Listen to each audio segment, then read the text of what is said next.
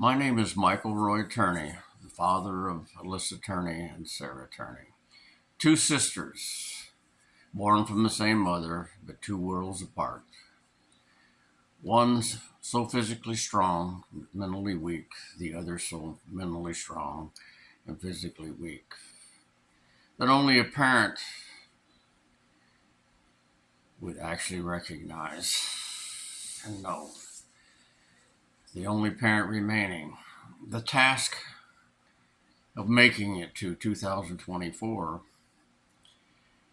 seems so strange to me that I've actually lived and remained free for so long.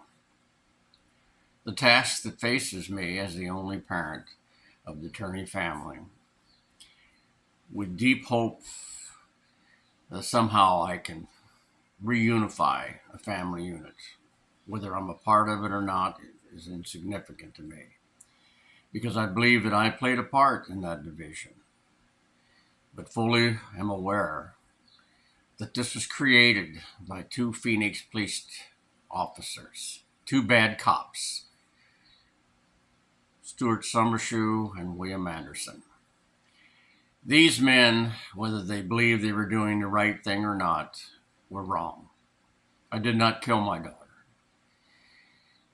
but by using their shield of law to perpetrate such an atrocity and now hide behind the walls and fortress of many, many lawyers, power of government, disgusts me as nothing has ever disgusted me before.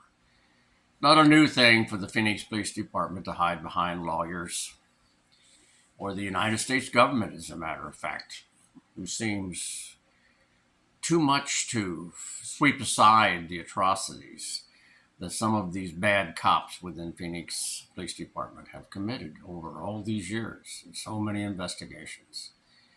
But the task I have with my ever-growing strength or lack of strength of my mental and physical being is too soon. I need more time, but the law does not allow me that time. I only have 180 days. And that is the time within which to file a lawsuit, to begin an attempt to climb the highest mountain on the planet without any aids or assistance or help, and try and reveal the facts again and expose the evil these two men have committed against a family unit. I don't know how I'm going to get it done. I do have some background, more than a lot of people, in reference to pursuing civil suits or trying to force those holding the power of our government, abusing it for their own personal gain or whatever drives them. But I am grateful to still be free in order to at least attempt to accomplish this. I mean, David against Goliath is monumental and menial compared to what I'm looking at right now. There is no lawyer that has stepped forth to assist me in this. There are no paralegals that I have attempted to see if I could pay one to at least look at the paperwork to make sure that it's all there. All I have left is the desire of a father to reunite his family by somehow bringing the message that I did not kill their sibling, that I did what I thought was best for Alyssa, and I believe it worked until she was 17. And for those who influenced Alyssa to make the fatal decision to run away from the secure world that I tried to build for her, under the promise I gave to her mother. But Alyssa was so much like her mother, as her mother described herself to me, that it was almost as though they came from parallel dimensions somehow. I mean, they were exactly alike. And Alyssa was headed for the same path that her mother did not want her to go. Sarah, Though now she claims that she was rejected or she was abandoned, not treated the same. She definitely was not treated the same. Sarah's a very smart woman, very intelligent, very strong when it comes to the mental aspects.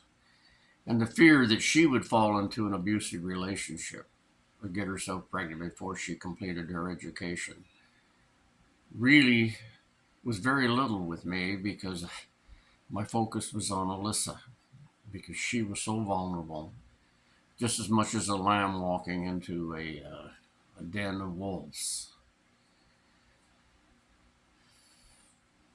I failed in that aspect and still do not know the fate of my daughter.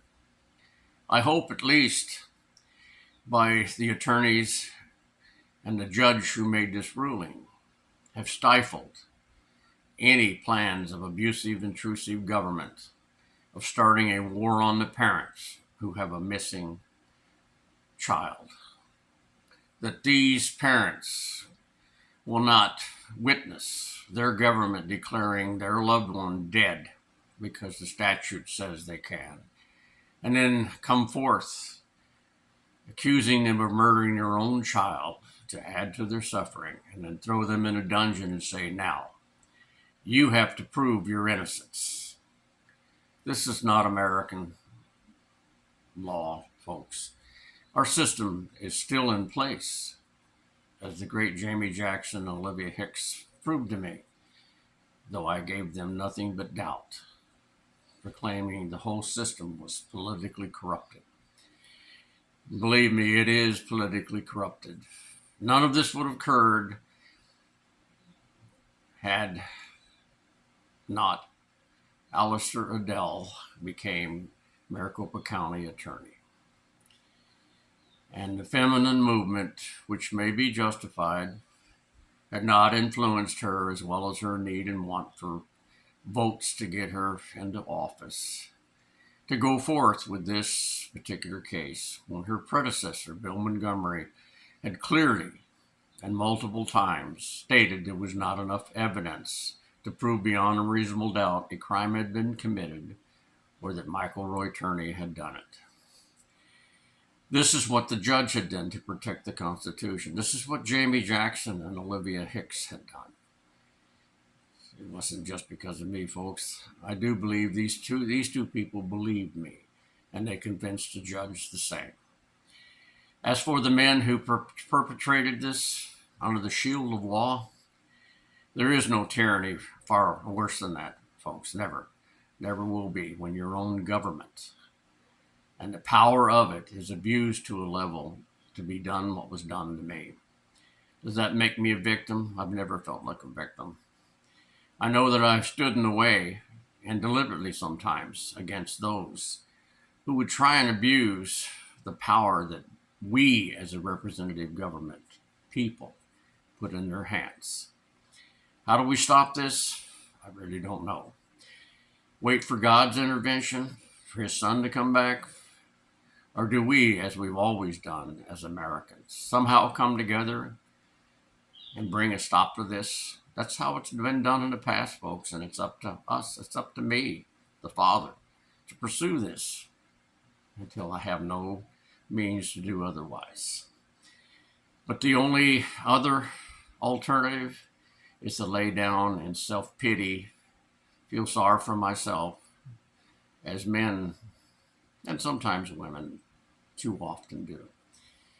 This is the new year, and with it brings a number 4, which I've always found favorable to me for some reason. It may sound superstitious, but all human beings are superstitious. Sometimes it's that little bit of hope and desire that we need to get up off of the ground and continue forth.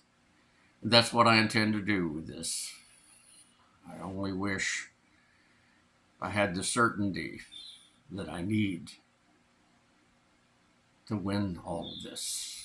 And at the end, the message to my family is I love you very dearly, and I'm so sorry that in any means or way that I contributed to the division of this family.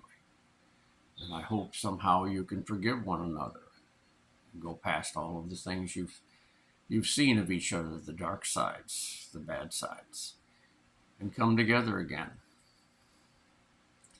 And live your lives as a family unit should.